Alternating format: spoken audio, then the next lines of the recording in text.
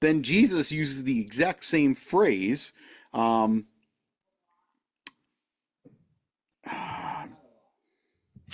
in John chapter 8. So in John chapter 8, if you guys remember the story, actually let's turn there, because I'm in a flippin' mood today, so it's good.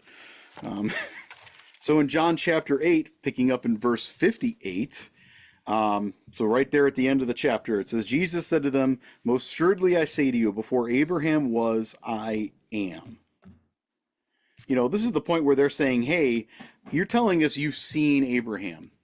And he's like, oh, you know, Abraham's day, you know, Abraham saw my day and he rejoiced. And they're like, you're not even 50 years old. How are you telling us that you have seen Abraham? So he says, most assuredly I say to you, before Abraham was, I am. That is an I am statement that declares who he is, that he is God.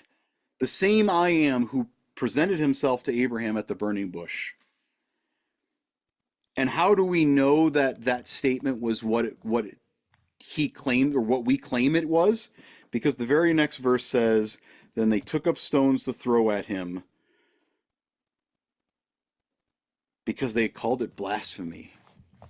They believed it was blasphemy. They took up stones to throw at him. But Jesus hid himself and went out of the temple, going in the midst of them. So he passed by. He basically just cloaked himself and walked past.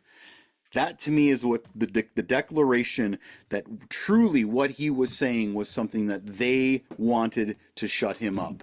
Because only God can say that. Only God could make that declaration. And they said, hey, he's calling himself equal with God. You got to